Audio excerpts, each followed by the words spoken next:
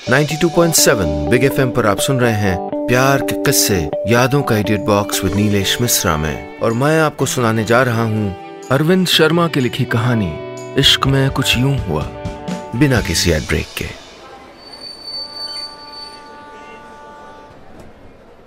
सोलन में बहुत दिनों के बाद आया था विराग। यूं तो इस बार भी वो यहाँ नहीं आता अगर कोई मकसद नहीं होता। पहाड़ियों से घिरा एक खूबसूरत हिल स्टेशन था ये शहर। यहाँ लोग अक्सर अपनी छुट्टियां बिताने आते थे, लेकिन सोलन में विराग जब भी आया किसी न किसी काम से ही आया।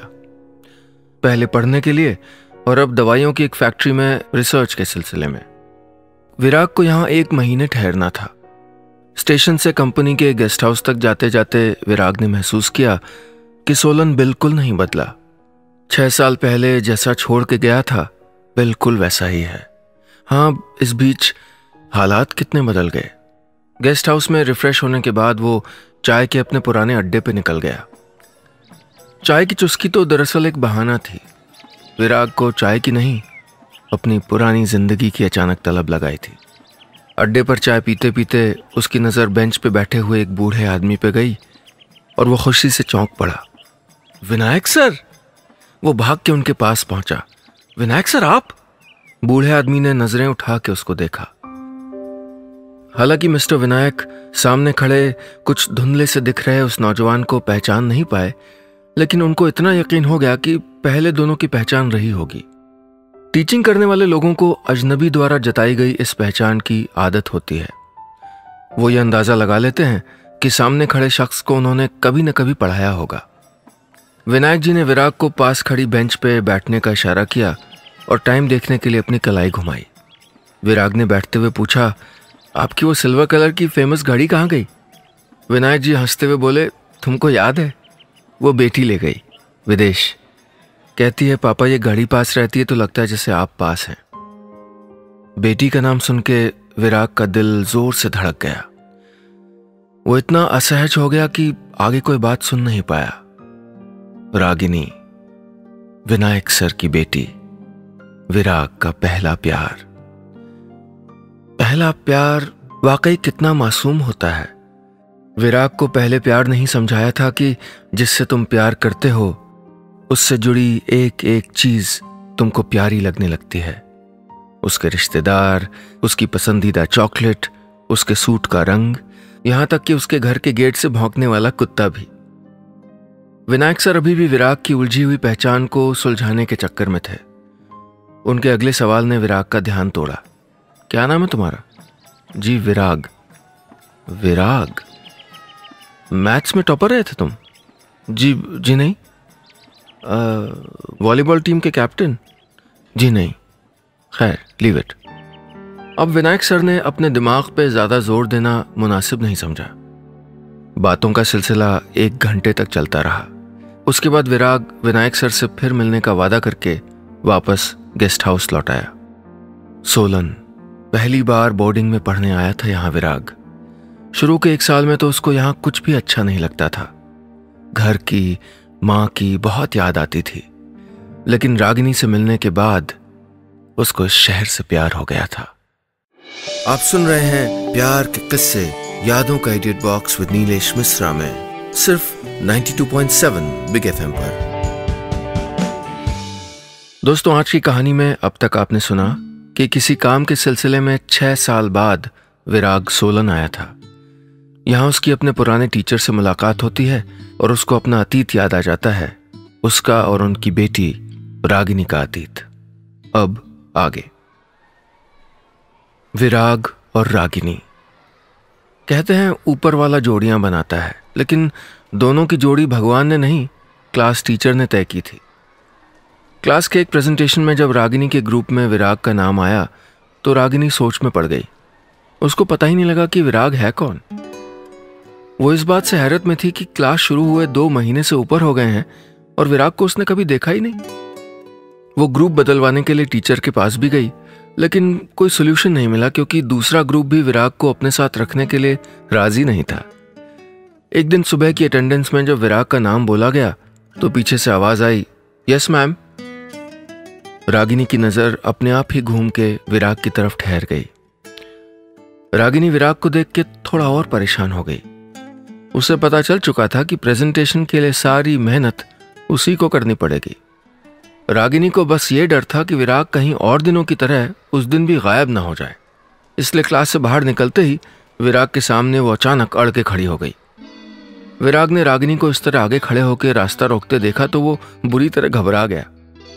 उसके दिमाग में सेकंड की स्पीड से यही सवाल आया, इतनी खूबसूरत लड़की मुझसे क्यों बात करना चाहती है? प्लीज कल प्रेजेंटेशन के लिए आ जाना, वरना मैं सुसाइड कर लूंगी। विराग झेंप गया। उसने शर्माते हुए बस इतना ही कहा, जी जरूर आऊंगा। तेज कदमों से लगभग भागते हुए वो कमरे से बाहर निकल गया। बहुत देर में जाके विराग नॉर्मल हो पाया। कमरे से निकलते हुए कॉलेज के दूसरे बच्चों की हंसी की आवाज उसके कानों में गूंज रही थी। विराग ने प्रेजेंटेशन अटेंड करने के सिवा कोई काम नहीं किया। सारा काम रागिनी ने ही किया और अच्छे नंबर मिलने पे विराग से इसका क्रेडिट भी शेयर किया। इसके बाद विराग और रागिनी का संयोग कुछ ऐसा बना कि बाद तक दोनों एक ही ग्रुप में रहे और धीरे धीरे एक दूसरे से दोनों की दोस्ती भी बढ़ने लगी। वो साथ साथ क्लास में बैठते, साथ लंच करते और साथ साथ ही चाय की दुकान पे घंटों गप्पे मारते। कॉलेज में साथ बिताए इन्हीं पलों को सोचते सोचते अचानक कब नींद आ गई विराग को पता ही नहीं चला। अगले कुछ दिन विराग के दवाई कंपनी में चीजों को समझने में गुजरे। इन सब के बीच वो विनायक सर से किया गया वादा भी भूल गया। कुछ दिन के बाद जब विराग उस चाय की दुकान पे गया तो पता चला कि विनायक सर रोज चाय वाले से विराग के बारे में पूछते थे। कुछ देर बाद वो आते हुए दिखे। उन्होंने कहा, तुमने वादा नहीं निभाया यंग मैन। विराग ने जवाब दिया, सॉरी। तभी तो लोग कहते हैं अजनबियों की बातों पे भरोसा नहीं करना चाहिए। ये बात सुन के विनायक सर मुस्कुराने लगे। बोले, लोगों के पास हर बात को लेके एक थियोरी होती है। मेरा कहना है कि एक थियोरी कभी कहीं काम नहीं कर सकती। अगर हमारी शक्ल एक जैसी नहीं है तो जिंदगी के हालात एक जैसे कैसे हो सकते हैं? दोनों हंस पड़े।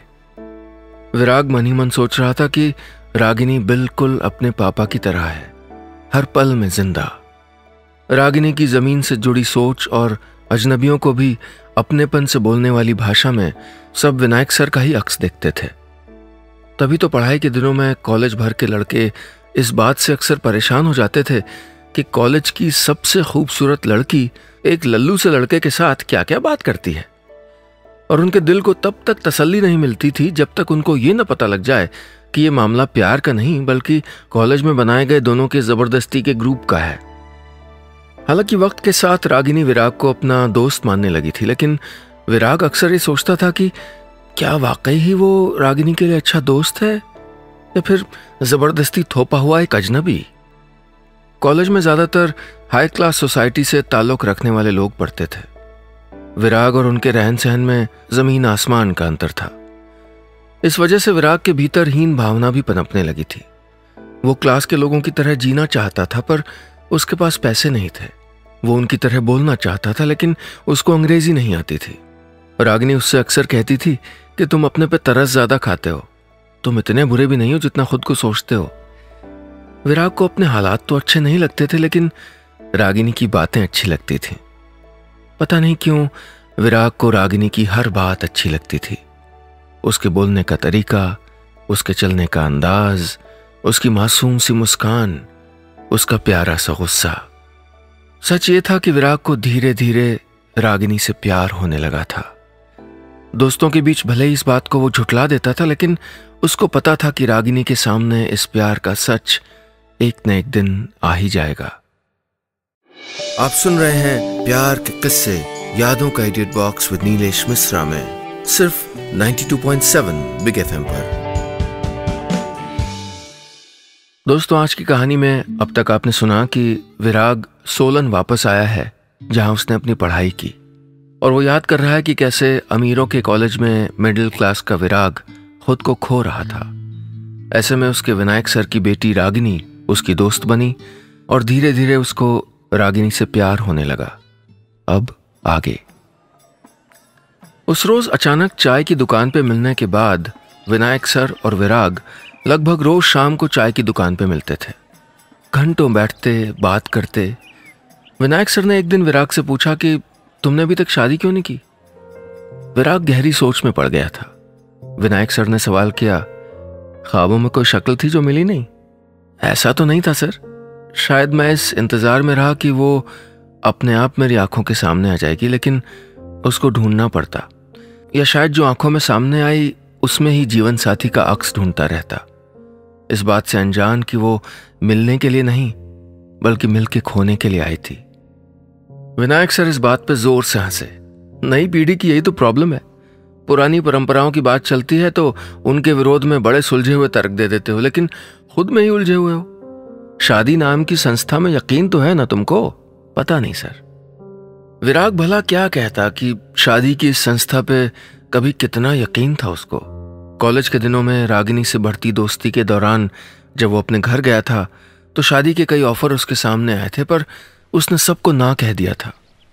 फिर एक दिन हिम्मत करके उसने माँ को रागिनी की तस्वीर दिखाई थी। माँ, अगर ये तुम्हारी बहू बन जाए तो?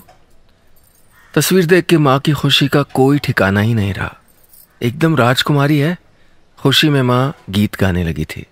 मेरा री हरियाला बनना घोड़ी चढ़ के जाएगा, अंधियारों को रोशन करती चांद सी बहू लाएगा। हालांकि विराग ने ये सब बातें किसी से बताने से मना किया था, लेकिन माँ ठहरी माँ पूरे गांव में यह हल्ला करती घूमती थी कि मेरा बेटा ऐसी राजकुमारी लाएगा जैसी इस गांव में पहले कभी नहीं आई। अतीत के इन पन्नों को पलटने का क्रम विनायक सर ने तोड़ा। शादी की ज्यादा तरफदारी तो नहीं करूंगा, लेकिन हाँ, मेरा मानना है कि शादी इंसान को अनुशासन देती है, उसको संबल देती है और समाज को बांध के रखती है। मेरी बेटी रागिनी भी शादी को लेकर बहुत कंफ्यूज थी। वो चाहती थी कि अपना करियर बनाए, बहुत आजाद ख्याल थी वो, लेकिन समाज इतना आजाद ख्याल नहीं होता। एक बार वो बहुत उदास हुई थी जब उसके साथ पढ़ने वाले एक लड़के ने उसको शादी के लिए प्रपोज कर दिया था। विराग ने घबराते हुए पूछा, क्या नाम था सर उसका? कहीं विनायक सर उसके और रागिनी से जुड़े उस प्यार को जानते तो नहीं है? आप सुन रहे हैं प्यार के किस्से यादों का edit box with Nilesh Mishra में, सिर्फ 92.7 बिग एफएम पर। दोस्तों, आज की कहानी में अब तक आपने सुना कि रागिनी की मोहब्बत में गिरफ्तार विराग ने अपनी माँ से उसको बहू बनाने का वादा भी कर लिया था। उधर विराग को सिर्फ दोस्त समझ रही रागिनी का दिल उस दिन टूट गया जब विराग ने उससे प्यार का इजहार किया। और अब बहुत साल बाद विराग सोलन वापस आया है और रागिनी के पिता उसके टीचर विनायक सर से मिलने लगा है। अब आगे। रागिनी को प्रपोज करने वाले लड़के की बात विराग को लगातार परेशान कर रही थी। उसने विनायक सर से अपना सवाल दोहराया, क्या नाम था सर उस लड़के का? पता नहीं, उसने बहुत कम बार उस लड़के का जिक्र किया था मुझसे, नाम याद नहीं रहा मुझको। दरअसल वो लड़का हीन भावना से ग्रस्त था, हालांकि वो टैलेंटेड था। रागिनी बस उसकी वो हीन भावना निकालना चाहती थी, उसके टैलेंट को निखारना चाहती थी ताकि वो जिंदगी को बेहतर तरीके से जी पाए। लेकिन इस कोशिश में पता नहीं उस लड़के ने क्या क्या अपने मन में पाल लिया था। वो बहुत रोई थी उस दिन, ना अपनी बिल्लियों से बात की और ना ही लॉन में पानी दिया। विराग सांस रोक के विनायक सर की बात सुन रहा था। वो बोलते जा रहे थे। मैंने उसको समझाया कि हम बस दूसरे के लिए अच्छा सोच सकते हैं, बदले में वो हमारे लिए अच्छा सोचे या खराब, हमको इससे मतलब नहीं होना चाहिए। फिर उस लड़के ने क्या किया सर? विराग ने पूछा। पता नहीं, मैंने कहा ना, उस लड़के का जिक्र उसने कम बार ही किया था और उस दिन के बाद तो बिल्कुल नहीं। सही किया। जिंदगी में मेरा भी ये निजी अनुभव रहा है, जो पॉजिटिविटी की तरफ हमको कमजोर लगते हैं वो नेगेटिविटी की तरफ बहुत पावरफुल होते हैं। इसलिए ऐसे लोगों से ज्यादा बात नहीं करनी चाहिए। अब विराग सोच में पड़ गया था। शायद इसलिए ही रागिनी ने उसको अपनी जिंदगी से अलग करने का फैसला किया था। वो दिन आज भी विराग को अच्छी तरह याद है। कितनी परेशान थी वो जब उससे मिलने आई थी। विराग खुद भी अपने प्रेम के इजहार के बाद इतनी ग्लानि से भर गया था कि वो अब रागिनी को अपनी वजह से परेशान होते नहीं देख सकता था। दोनों बहुत देर तक खामोश बैठे रहे। रागिनी विराग को हैरत से देखती रही और विराग अपराधियों की तरह नजरें झुकाए बैठा रहा। आखिर रागिनी ने ही खामोशी का ये सिलसिला तोड़ा। उसने विराग को समझाया कि वो उसके प्यार की कद्र करती है, लेकिन सही मायनों में प्यार तभी माना जाता है जब दोनों तरफ से हो, और उसके लिए वो बस एक अच्छा दोस्त था। वो बोली, अब हम दोनों के लिए बेहतर यही है कि आज से हम अपने रास्ते अलग कर लें। इस बात पे विराग ने हैरानी से रागिनी की तरफ देखा था। उसकी आंखों की नमी इस फैसले में थोड़ी रियायत चाहती थी, लेकिन उसके होंठ उसका साथ नहीं दे रहे थे। रागिनी को विराग से हमदर्दी तो थी, लेकिन इसके लिए वो सच को झुठलाना नहीं चाहती थी। रागिनी ने विराग से सिर्फ इतना ही कहा, याद रखना विराग, जिंदगी थमने का नाम प्यार नहीं है, प्यार तो जिंदगी को गति देता है। जवाब में विराग की आंखों से एक आंसू टपक आया। वो विराग और रागिनी की आखिरी मुलाकात थी। चलते हुए रागिनी ने विराग की आंखों की तरफ देखा और पूछा, आंसू? विराग ने कहा, नहीं, ये बूंदें हैं बारिश की, याद के बादलों से निकलती, बरसने दो इनको, दिल को ठंडक मिलती है। रागिनी ने विराग के माथे की लकीरों को देखा और पूछा, दर्द? विराग ने कहा, नहीं, ये लकीरें जिंदगी को जीने की कोशिश हैं। तुम साथ थी तो हाथों में चमकती थी, तुम जा रही हो तो माथे पे आ गई हैं। चलते चलते रागिनी ने अचानक घड़ी में देखा और घबरा के कहा, अच्छा, अलविदा।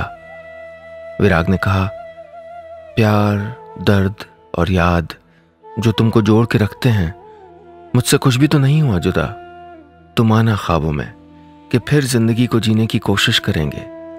याद के बादलों से निकलकर फिर बरसेंगी कुछ बारिश की बूंदें, माथे से उतरकर फिर बसेगा प्यार हाथ की लकीरों में। जिंदगी के इस हिस्से को विराग याद नहीं करना चाहता था, लेकिन विनायक सर मानो डायरी बन के उसके सामने आ गए थे। वो वक्त की स्याही से लिखे यादों के पन्नों को ही नहीं दिखा रहे थे, बल्कि कुछ कोरे पन्ने भी समेटे हुए थे।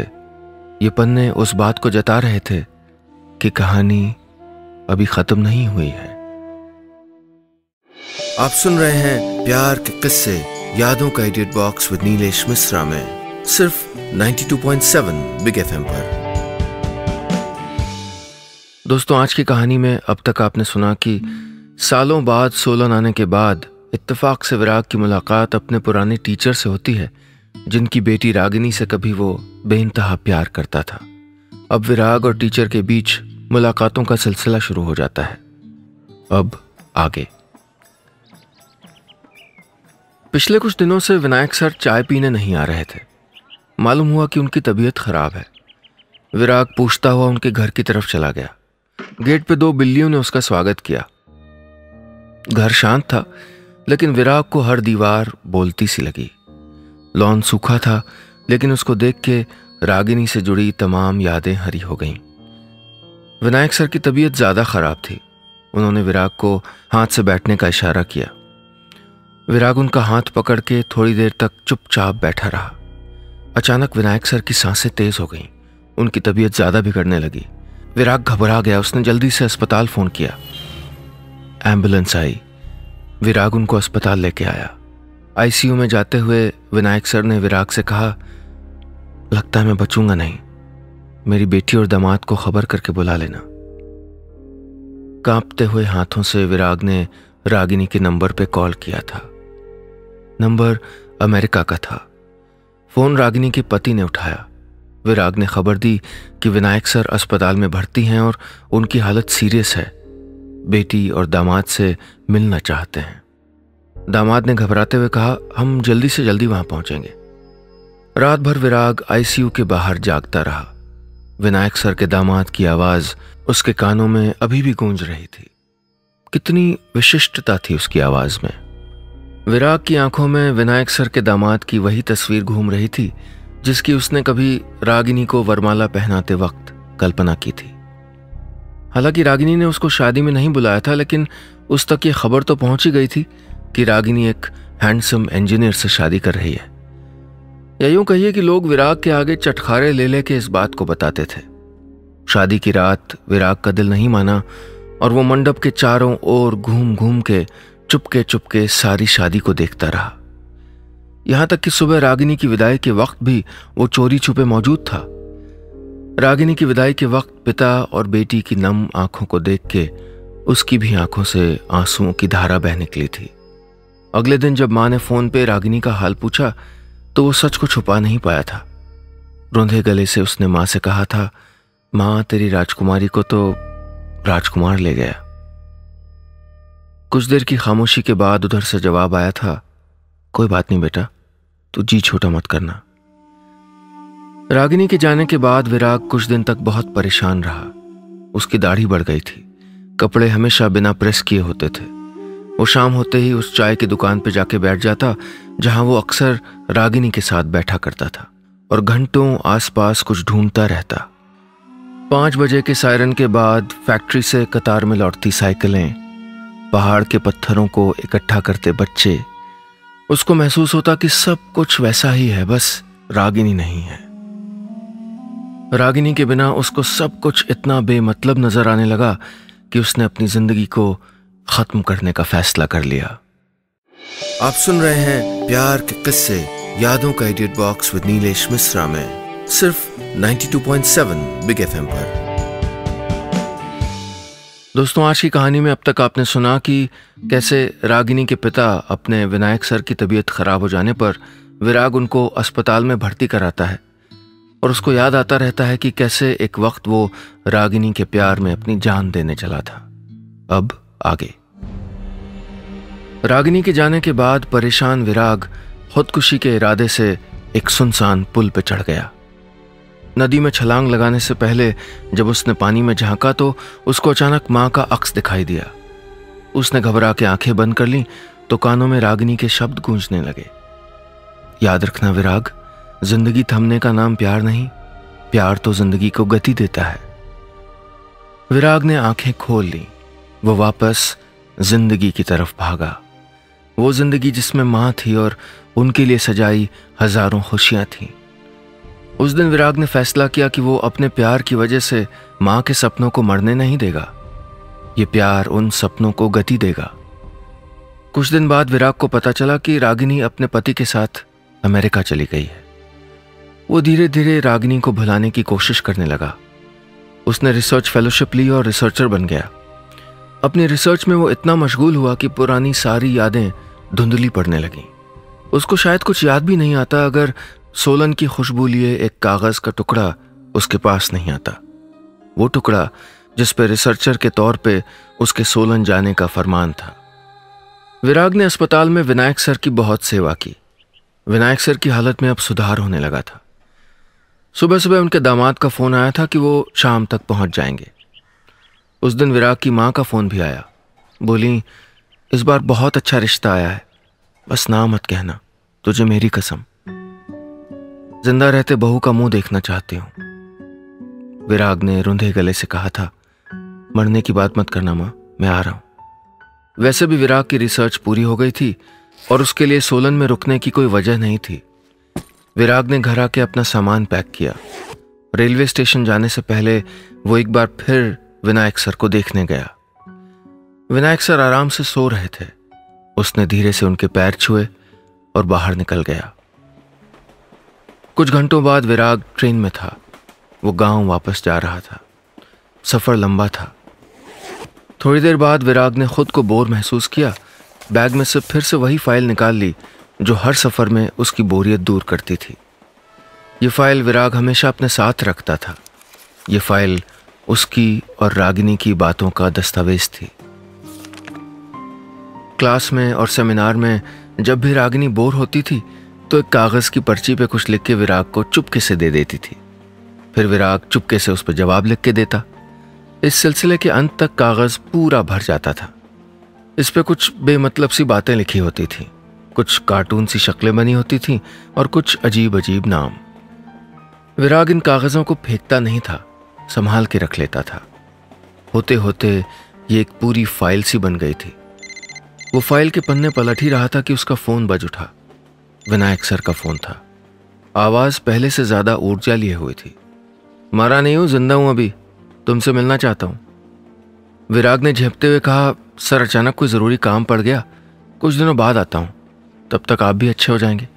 विनायक सर ने बुझे मन से जवाब दिया, अरे नहीं, बेटी जिद कर रही है अपने साथ ले जाने की, लगता है वो नहीं मानेगी। विराग ने हंसते हुए कहा, कोई बात नहीं, बेटी की बिल्लियां तो रहेंगी, चाबी रख जाना आप, और फिर लॉन में पानी देने वाला कोई चाहिए ना। विनायक सर हंसने लगे और पीछे से कोई आवाज़ सुन के अचानक बोले, लो मेरी बेटी तुमसे बात करना चाहती है। सुनते ही विराग के दिल की धड़कन थम गई। उधर से वही कशिश भरी आवाज़ गूंजी, हम लोगों ने आपको देखा तो नहीं, लेकिन अजनबी नहीं लगते आप। पापा तब से बस आप ही की बात कर रहे हैं, आपसे मिलने का मन था, कोई ज़रूरी काम ना हो तो आ जाइएगा, मैं और मेरे हस्बैंड आपको फेस टू फेस थैंक्स कह सकेंगे। विराग को पहली मुलाकात याद आ गई। वो घबराहट में बस वही कह पाया जो पहली बार मिलने पर रागिनी से कहा था, जी ज़रूर आऊँगा, और उसने फ़ोन काट दिया। ट्रेन की खिड़की से विराग ने बाहर झांका। बाहर बारिश हो रही थी। वो फिर से हाथ में ली हुई फाइल के पन्ने पलटने लगा। एक पन्ने पर एक कार्टून सा चेहरा बना था और नीचे लिखा था, पागल हो तुम। उसने पेज पलटा, लिखा था, बोर हो रही हूं। अगले पेज पे सवाल था, तुम इतने चुप क्यों रहते हो? नीचे विराग का ही लिखा हुआ जवाब एक शेर के तौर पे था, कुछ पत्ते टूटे शाख से गुजरे हुए कुछ जमाने मिलेंगे, क्यों लफ्ज ढूंढते हो मेरी खामोशी में तुम, मेरी आंखों में देखो तुमको कई फसाने मिलेंगे। पढ़ते पढ़ते विराग की आंखें नम हो गईं। ट्रेन अब एक नदी के पुल से गुजर रही थी। आसपास के यात्रियों की हलचल से पता चला कि नदी गंगा नदी थी। निर्मल बहाव लिए पवित्र गंगा कितनी सुंदर दिखती थी। बगल में बैठी माँ अपने छोटे से बच्चे से दोनों हाथ जुड़वा रही थी। बुजुर्ग सी दिखने वाली अम्मा एक उद्घोष करने लगी, हर हर गंगे, हर हर गंगे। अचानक विराग के मन में न जाने क्या आया। उसने झटके से सारे कागज फाइल से खींच लिए और खिड़की से हाथ बाहर निकाल के गंगा मैया की तरफ उछाल दिए। ट्रेन धड़ धड़ करती हुई पुल पार कर रही थी और ट्रेन के ठीक पीछे ऊंचाई से गिरते कागज एक एक करके गंगा में विलीन हो रहे थे। बस इतनी सी थी ये कहानी।